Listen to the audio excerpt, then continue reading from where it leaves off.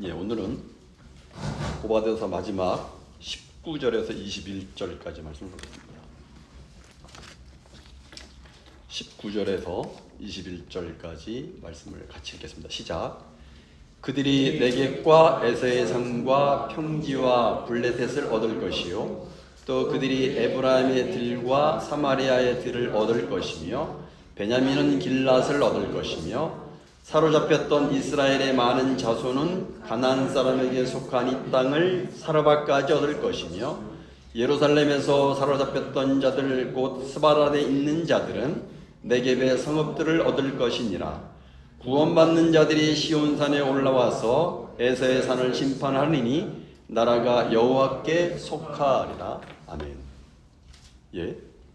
오늘 오바다서 마지막 말씀인데 본문은 이스라엘의 회복에 대해서 말씀하고 있습니다.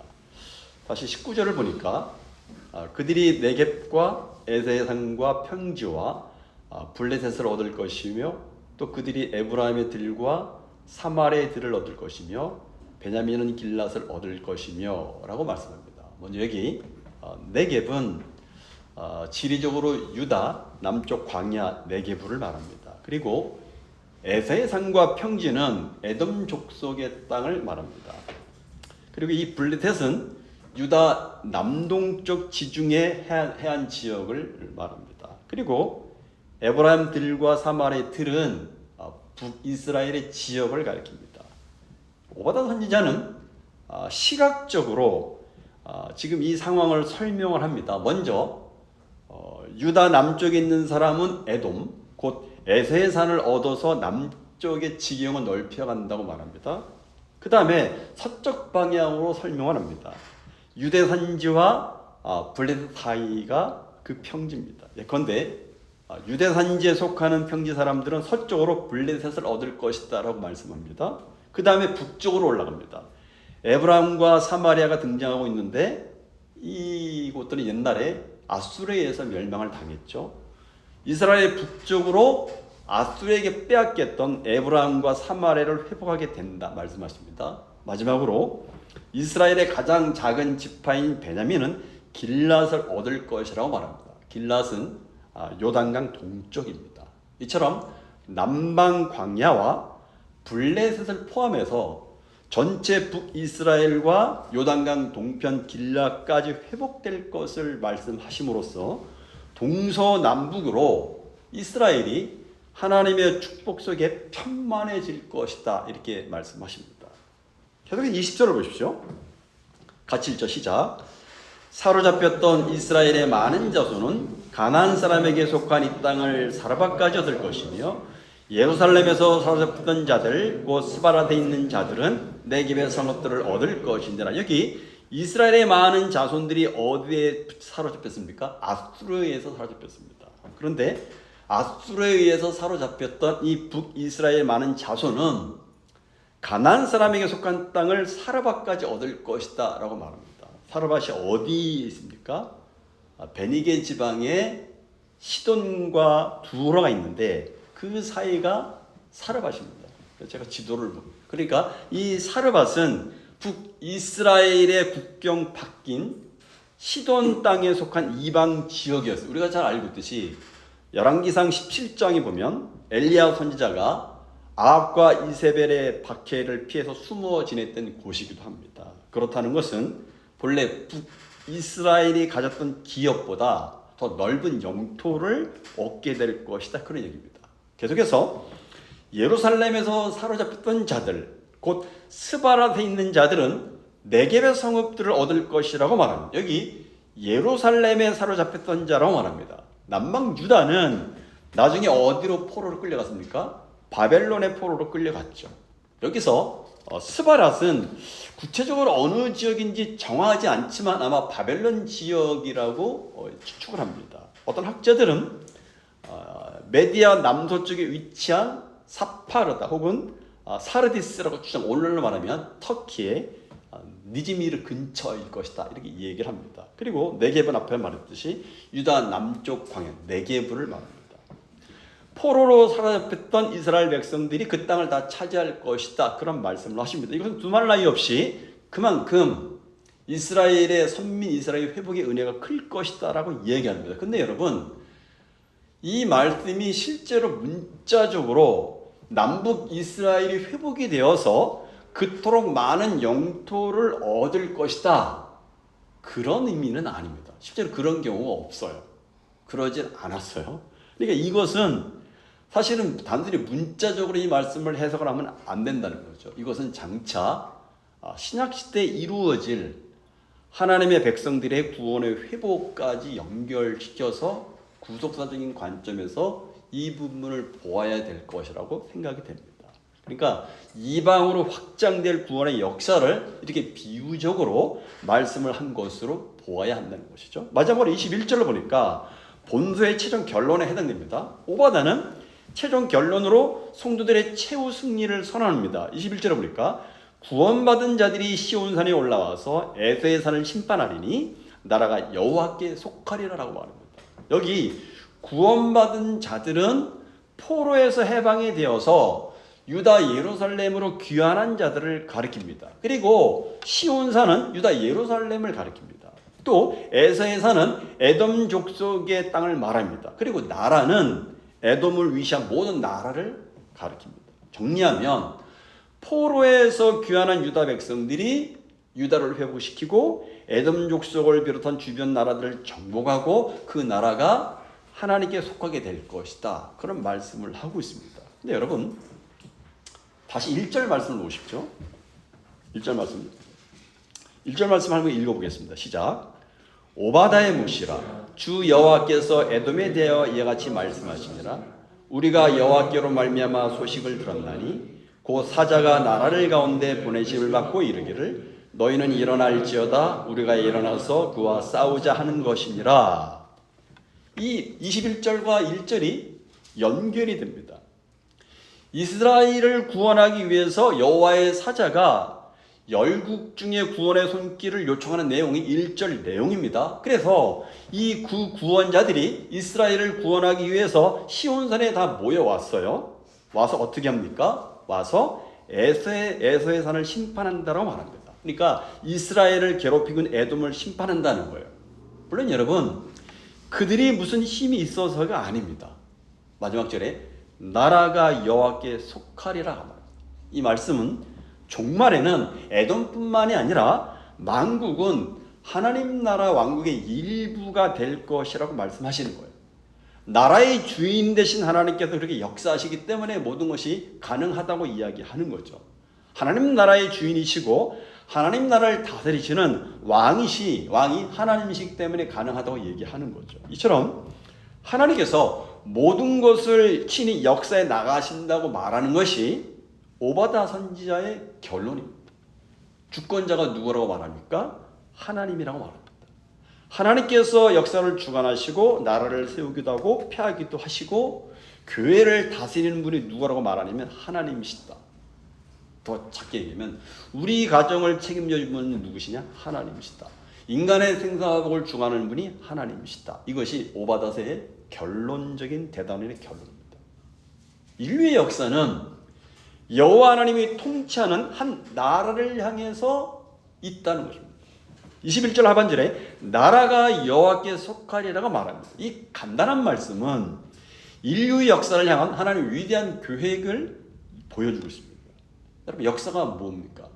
역사라는 게 뭐냐라고 물을 때 많은 사람들이 잘 모르겠는데요, 이렇게 말을 한다거나, 아니면 어떤 사람들은 역사는 도전과 응전을 계속 반복하면서 순환되는 것이라고 말하기도 합니다. 역사가 순환된다는 것은 불교가 가지고 있는 불교적인 사고방식이죠. 그러나 기독교 역사관은 한 목적을 향해서 직선으로 나아가는, 직선적이고 그리고 점진적으로 완성되어 나아가는 그런 역사관을 가지고 있습니다.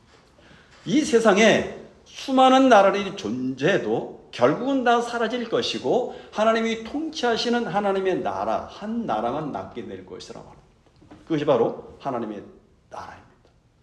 신약성경에서 이 나라는 세상 많은 나라들 가운데 작은 겨자치처럼 조그만 씨앗으로 시작됐지만 결국 자라서 큰 나무와 같이 될 것이다라고 말합니다. 또 하나님의 나라는 작은 밀가루 덩어리 같이 시작되지만 누룩이 들어가서 부풀려 되는 큰 빵과 같이 될 것이라고 말합니다. 작게 시작해서 크게 성장하고 주 예수 그리스도가 영영이 다스리고 의가 있고 희락이 있고 평강이 있는 하나님의 나라를 이야기합니다. 그 한 나라를 향해서, 그 하나님의 나라를 향해서 인류 역사가 움직이고 있다, 이 얘기입니다. 시편 2절 8절에 보니까 내게 구하라, 내가 이방 나라를 내 유업으로 주리니 내 소유가 땅끝까지 이르리로다, 이렇게 말합니다. 하나님께서 하나님의 아들 예수 그리스도에게 이방 나라를, 즉 열방을 유업으로 주셨어요. 예수님께서 영원한 왕이 되어 다스리는 나라가 하나님의 나라죠. 중요한 건 우리는 그 하나님의 나라의 시민권을 가진 사람들, 하나님의 백성들이라는 것입니다. 하나님 나라 시민권이 없으면 그 사람의 인생은 망한 인생이죠. 왜요? 아무리 돈이 많아도, 아무리 권력이 많아도, 아무리 출세도 하나님 나라의 시민권이 없으면 아무 소용이 없어. 하나님 나라의 시민권을 가진 사람만이 영생을 누리고 영생의 축복을 누리는 거죠. 결국 오바다서는 에돔에 대한 심판으로 시작하지만 궁극적으로 메시아 시대에 이스라엘은 물론 만국의 구원과 회복으로 마무리가 되는 희망찬 메시지를 전하고 있습니다. 오바다서는 형제의 어려움에 대해서 불쌍히 여기기보다는 오히려 악행을 행한 에돔 민족에 대한 강력한 하나님의 심판의 메시지를 전하고 있어요. 15절을 다시 보십시오. 같이 읽어보겠습니다. 시작. 여호와께서 만국을 벌할 날이 가까웠나니 내가 행한 대로 너도 받을 것인즉 내가 행한 것이 내 머리로 돌아갈 것이다. 여기서 내가 행한 것이 내 머리로 돌아갈 것이다, 이 말씀이 바로 에돔 민족의 제약에 대한 하나님의 인간부의 결과를 알려주시는 내용입니다. 그리고 이처럼 사람의 행위에 대한 보상 혹은 심판의 내용은 성경 전체에 많이 나와 있습니다. 그리고 공의로우신 하나님이 공의로우시라면 마땅히 그렇게 해야 맞죠. 근데 여러분, 오바다서를 공부하면서 마무리하면서 한 가지 의아한 것이 있어요. 질문을 던지지 않을 수가 없는 문제가 있습니다. 그것은 이런 질문입니다. 그러면 과연 이스라엘은 정말 제대로 행했는가? 그렇게 하나님이 회복시켜 주셔서 다시 세우시는 그 이스라엘은 그럼 다른 이방 민족들보다 더 나았는가? 그 얘기를 묻지 않을 수가 없어요. 엄밀히 따지면 북이스라엘이나 남유다가 왜 멸망했습니까, 여러분? 하나님을 따라서 우상을 숭배하고 불순종했기 때문이 아닙니까? 자신들의 악행 때문이었어요. 그런데 오바다서를 읽으면서 두 번째 드는 생각은, 그런데 하나님께서 어떻게 이렇게 말씀할 수 있는가? 그런 질문입니다. 17절 18절을 다시 한번 보겠습니다. 17절 18절 같이 읽어보세요. 시작. 오직 시온산에서 피할 자가 있으리니 그 산이 거룩할 것이요 야곱 족속은 자기 기업을 드릴 것이며 야곱 족속은 불이 될 것이며 요셉 족속은 불꽃이 될 것이요 에서 족속은 지푸라기가 될 것이라. 그들이 그들 위에 붙어서 그들을 불살릴 것인즉 에서 족속에 남은 자가 없으리니 여호와께서 말씀하셨음이니라. 그러면서 오바다서 21절에서 이런 결론을 내린 거예요. 구원받은 자들이 시온산에 올라와서 에서의 산을 심판하리니 나라가 여호와께 속하리라. 결국 무슨 얘기입니까, 여러분? 결론적으로 행위적으로만 따진다면 야곱이 에서보다 나을 게 없고 이스라엘이 에돔보다 나을 것이 없습니다. 그렇죠? 그럼에도 불구하고 하나님은 에서가 아닌 야곱을, 에돔이 아닌 이스라엘에게 당신의 사랑을 베풀어 주고 있는 거예요. 도대체 어떻게 해석을 해야 됩니까? 하나님은 불공평하시고 하나님은 이치에, 우리가 볼 때 하나님이 하시는 일은 우리가 생각할 때 이치에 맞지 않다고 얘기할 수밖에 없지 않습니까? 놀라운 것은 이런 하나님의 편애를 이스라엘 백성들이나 주변 나라들을 다 알고 있다는 것입니다. 사실상 이것은 이스라엘 백성들만이 아니라 우리 믿는 자들, 그리스도인들도 다 알고 있고 알고 있는 사실입니다. 무엇을 말인가요? 하나님은 자기 백성을 사랑하신 데 열심이시고 예수님은 잃어버린 자녀들을 구원하시기 위해서 피 흘리시기까지 자기를 내어주시는 분이라는 사실을 우리는 알고 있습니다. 그러기에 아무리 어려운 상황과 환경에 처했을지라도 하나님께 속한 백성은 결국 망하지 않을 것이다. 바벨론에 종살이 해도 하나님께 속한 이스라엘은 결코 망한 민족이 아닙니다. 비록 겉으로 드러난 모습은 굉장히 비천했어요. 그렇죠? 포로 생활을 하니까, 노예로 사니까 비천했어요. 비통에 이를 데가 없어요. 너무나 슬픈 얘기죠. 그러나 그 가운데서도 택한 백성들은 내가 하나님의 언약 백성이라는 이 소속감, 어떤 정체성을 잃지 않았다는 것입니다. 그 정신이 살아 숨쉬고 있었어요. 그에 반해서 에돔은 바벨론을 힘을 등에 업고 권세를 얻습니다. 망해가는 유다를 괴롭히고 유다를 포로로 삼아서 바벨론을 넘겨버립니다. 조롱과 비웃음이 끊이지 않아요. 그러나 여러분 결국은 에돔은 멸망을 받습니다. 왜요? 에돔이 하나님께 속한 유다 민족을 괴롭혔기 때문이고 근본적인 것은 그들이 언약 백성이 아니기 때문에 그렇습니다. 아무리 못나도 하나님은 자기 자식을 괴롭히는데 가만히 있지는 못해요. 생각해보세요. 저와 여러분이 부모인데 학교에서 누군가가 내 자식을 괴롭혀. 가만히 있겠습니까, 여러분? 당연히 쫓아가죠. 그렇죠? 하나님이 그런 분이세요.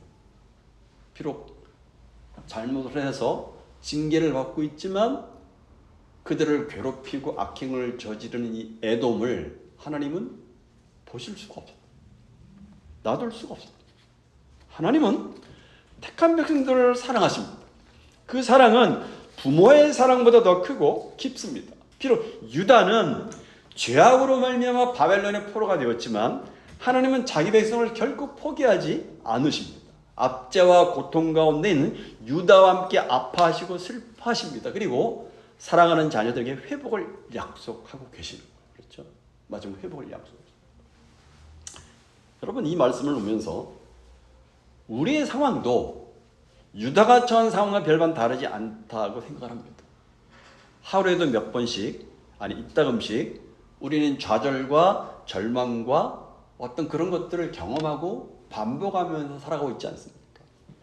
여차하면 모든 것이 무너질 것만 같은 아슬아슬한 그런 상황에 내 마음을 더욱 옥죄며 두렵게 만듭니다.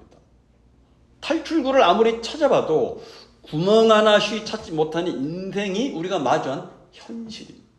그러나 우리를 자기 백성으로 자신의 사랑하는 자녀로 삼으신 하나님은 결국 우리를 망하도록 내버리지 않으시는 분이십니다. 언젠가는 악한 자들을 위해 서서 심판하실 날이 찾아올 거라는 얘기죠. 그렇기 때문에 우리 인생은 소망을 포기해서는 안 됩니다. 그러나 여러분, 그러니까 하나님의 자녀라는 사실, 언약 백성이라는 사실을 우리는 신뢰해야 합니다. 특히 가정과 교회와 나라의 주권이 하나님께 있음을 우리는 믿어야 됩니다. 하나님의 나라만이 영원하고 하나님의 통치만이 영원하다는 사실을 믿어야 됩니다. 사라질 것 같았지만 회복하여 번성하여 선택받은 유다처럼 우리 또한 마지막 날에 그렇게 될 것을 소망해야 합니다. 역사의 주인공, 역사의 시작과 끝이 하나님의 손끝에 달려있다는 사실을 우리는 믿고 하나님 나라의 어떤 확장을 위해서 우리는 동참해야 되죠. 오바다서는 에돔과 이스라엘의 대조를 통해서 악인과 의인의 결국을 결말이 어떤지를 선명하게 보여줍니다. 교만하고 악한 자들이 잘 사는 것처럼 보이지만 결국은 허망하게 망할 것이다. 하나님을 의지하는 성도는 비록 약하고 실패한 것처럼 보여도 하나님께서 약속하신 복과 생명을 하나도 잃지 않을 것이다 이야기하고 있습니다. 그래서 21절에 성경의 결론과도 같습니다. 세상 나라는 망하고 하나님 나라는 완성되어서 하나님께서 주의 백성들과 영원 무궁토록 살아간 나라가 올 것이다 라고 말합니다. 이것이 우리 그리스도인들의 소망입니다. 비록 지금 하나님의 말씀대로 살려고 할 때에 어렵고 힘들고 불이익을 당하고 그래서 때로는 포기하고 싶고 때로는 손해도 보고 때로는 망하는 것처럼 보인다 할지라도 이야기가 절대로 거기서 끝나지 않는다는 것입니다.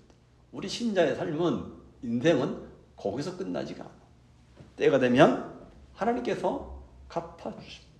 악은 반드시 멸망하고 죄인들은 반드시 심판을 받게 됩니다. 하나님을 위해서 억울함을 당한 사람들은 다 그 정당함이 밝혀지고 완전하신 하나님의 공의가 전 우주에 서게 될 날이 오게 될 것입니다. 그날이 오게 될 것이기 때문에 우리는 부조리하고 부패한 이 세상 가운데서도 세상 사람들처럼 부정직하게 살아가지 아니하고 하나님의 방법대로 하나님의 하나님의 원리대로 신실하게 거룩하게 정결하게 살아가야 한다고 말씀하십니다. 하나님은 악을 심판하시고 마침내 주의 백성들을 구원하십니다. 그러므로 그리스도께서 다시 오시는 그날이 반드시 올 것을 우리가 소망하는 가운데 하나님의 언약 백성으로서 매일매일 하루하루를 거룩하게 구별되어 살아가는 그런 몸부림이 우리들에게 있어야 한다고 이야기하는 겁니다. 왜요? 하나님의 날이 오기 때문에. 그것을 우리가 소망 가운데 바라보면 그 소망이 없으면 우리는 모든 것이 끝이죠. 이렇게 살아봐야 뭐가 나에게 뭐가 그게 아닌 거죠. 그렇죠? 하나님께서 통치하시는 이 역사, 하나님이 주관하시는 이 역사, 하나님의 손에 있다는 사실을 우리가 믿고 그 소망 가운데 언약 백성으로서 어떤 정체성을 잃어버리지 않고 내가 살고 있는 삶의 현장에서 빛으로 그렇게 살아가려고 몸부림치는 저와 여러분이 되었으면 합니다. 기도하겠습니다.